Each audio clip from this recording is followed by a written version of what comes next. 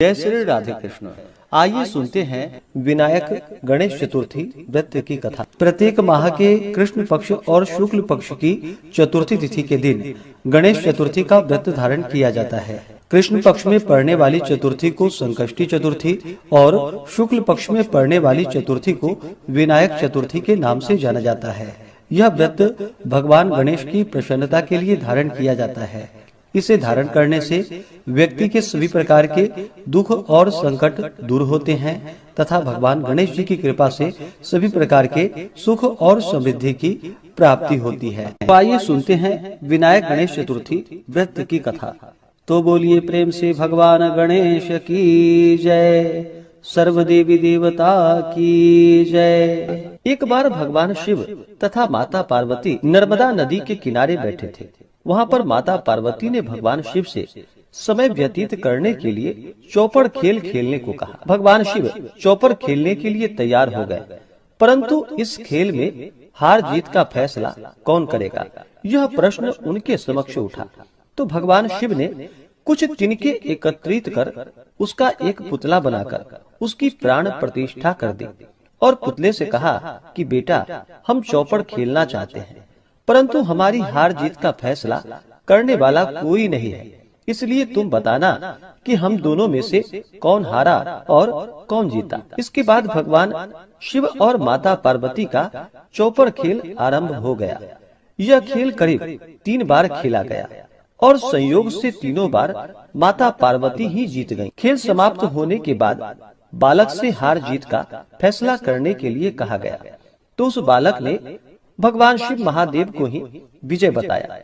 यह सुनकर माता पार्वती अत्यंत क्रोधित हो गई और क्रोध में उन्होंने बालक को लंगड़ा होने का और कीचड़ में पड़े रहने का श्राप दे डाला। बालक ने माता पार्वती से माफी मांगी और कहा कि हे माता, यह मुझसे अज्ञानता बस ऐसा हो गया है, मैंने किसी द्वेष भाव में ऐसा नहीं किया। बालक द्वारा क्षमा याचना मांगने पर माता ने कहा कि यहाँ गणेश पूजन के लिए नाग कन्याएं आएंगी, उनके कहे अनुसार तुम गणेश जी का व्रत करो, ऐसा करने से तुम मुझे प्राप्त कर पाओगे। यह कहकर माता पार्वती शिव के साथ कैलाश पर्वत पर चली गईं। 1 वर्ष के बाद उस स्थान पर जो कि नाग कन्याएं आई, तब नाग कन्याओं से श्री गणेश जी के व्रत की विधि मालूम करके उस बालक ने 21 दिनों तक लगातार गणेश जी का व्रत किया। उसकी श्रद्धा से गणेश जी प्रसन्न हुए और उन्होंने बालक को मनोवांछित फल मांगने के लिए कहा। उस पर बालक ने कहा कि हे विनायक, हे विघ्नहर्ता गणेश, मुझ में इतनी शक्ति दीजिए कि मैं अपने पैरों पर चलकर अपने माता पिता के साथ कैलाश पर्वत पर पहुंच सकूं और वे यह देखकर प्रसन्न हो। तब बालक को वरदान देकर भगवान गणेश जी वहां से अंतर ध्यान हो गए।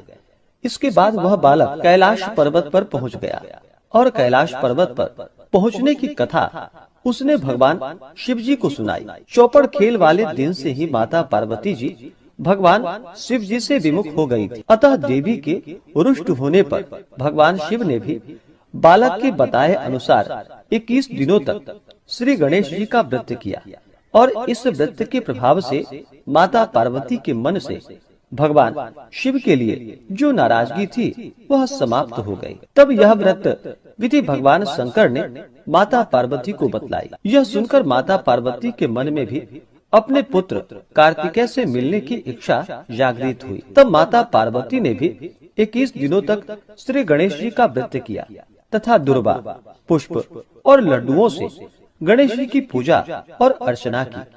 व्रत के 21वें दिन स्वयं कार्तिकेय माता पार्वती से मिलने आ पहुँचे। उस दिन से श्री गणेश चतुर्थी का यह व्रत समस्त मनोकामनाओं की पूर्ति करने वाला व्रत माना जाने लगा।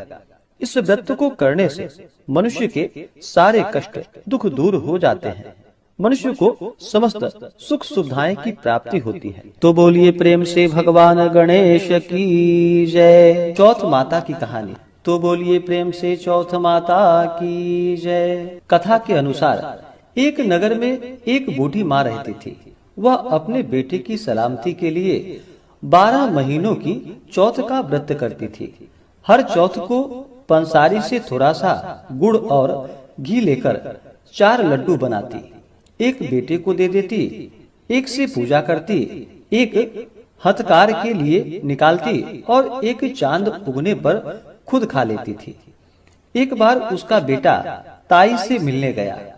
ताई ने चौथ का व्रत रखा था।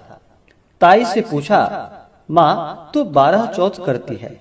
ताई बोली, तेरी माँ तेरी कमाई से तरमाल खाने के लिए 12 चौथ करती है।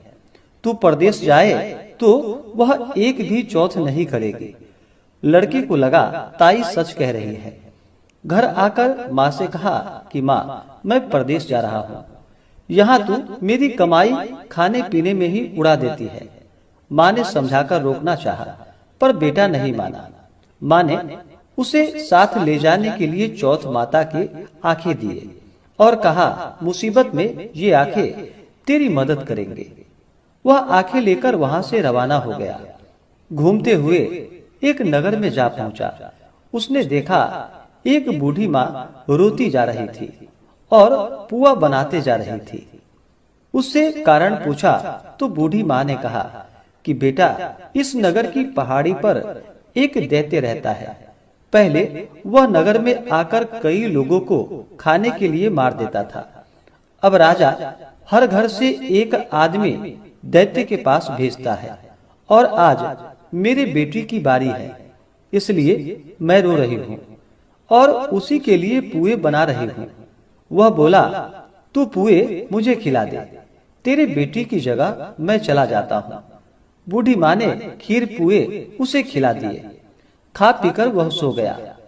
रात को राजा के सैनिक आए तो बूढ़ी माँ ने उसे भेज दिया। दैत्य के सामने पहुंचने पर उसने चौथ माता की आंखें दैत्य की तरफ फेंक कर कहा कि हे चौथ माता, यदि मेरी माँ मेरी सलामती के लिए व्रत करती है तो दैत्य का सिर कटकर गिर जाए। तुरंत दैत्य का सिर कट गया। लड़का वापस आ गया।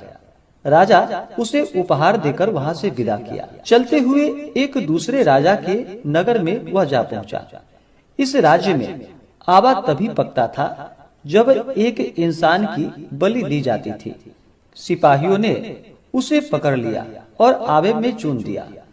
लड़के ने आंखें आवे में डाले और कहा कि हे चौथ माता, यदि मेरी माँ मेरे लिए व्रत करती है तो आवा मेरी बलि के बिना ही झट से पक जाए। आवा तुरंत पक गया। आवे में से मिट्टी की जगह सोने चांदी के बर्तन निकले। अंदर से लड़का बोला, बर्तन धीरे धीरे निकालना, मुझे लग नहीं जाए। राजा ने उसे निकलवाया और पूछा कि इस आवे से तुम कैसे बच गए। लड़के ने बताया कि उसकी माँ चौथ माता का व्रत करती है, व्रत के कारण ही वह बच पाया। राजा को विश्वास नहीं हुआ।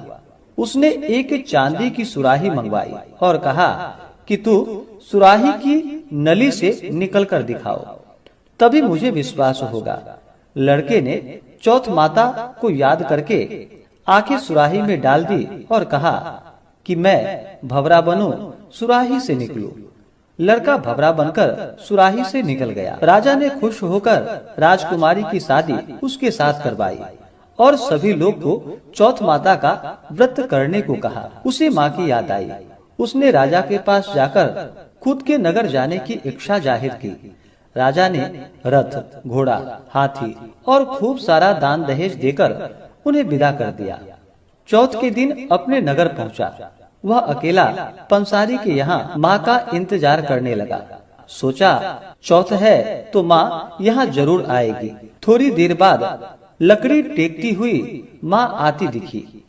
उसकी माँ की आंखों में जाले आने के कारण दिखना कम हो गया था। लड़के ने जानबूझकर अपना पैर लकड़ी में लगा दिया और कहने लगा कि बलरे पूत, काटी मेरे पेट के लगा दी। माँ ने उसे नहीं पहचाना और कहने लगी, भैया मुझे चाहे कितनी भी गाली दे दो, पर मेरे बेटे को कुछ मत कहना। बेटा माँ की चरणों में गिर पड़ा और कहा, माँ मैं तेरा ही बेटा हूँ, मुझे माफ कर दो। माँ ने उसे गले से लगा लिया। नगर के लोग ने विश्वास नहीं किया कि वह उसी का बेटा है। बूढ़ी माँ ने चौथ माता को याद करके कहा कि हे चौथ माता, यदि मैं अपने बेटे के लिए व्रत करती हूँ तो मेरे स्तन में दूध भर जाए और उसकी धार मेरे बेटे के मुंह में गिरे। माँ के स्तन से दूध की धार निकलकर बेटे के मुंह में गिरने लगी। लोग चौथ माता की जय जयकार करने लगे। उस नगर के सभी लोग चौथ माता का व्रत करने लगे। हे चौथ माता, जैसे बूढ़ी माँ और उसके बेटी की सहायता की, वैसे हमारी भी करना। कहानी कहने, सुनने और हुंकारा भरने वाले पर अपनी कृपा बनाए रखना। तो बोलिए प्रेम से चौथ माता की जय, भगवान गणेश की जय, सर्व देवी देवता की जय। तो आशा करता हूँ कि यह जानकारी आपको अच्छा लगा हो। इसी प्रकार से ज्ञानवर्धक जानकारियाँ प्राप्त करते रहने के लिए, व्रत पूजा के बारे में जानने के लिए, कथा को सुनने के लिए चैनल पे अगर आप पहली बार आए हैं तो चैनल को लाल बटन दबा करके सब्सक्राइब करें। साथ में बेल आइकन घंटी को दबाएं ताकि आने वाली वीडियो का नोटिफिकेशन आपको समय से मिलता रहे।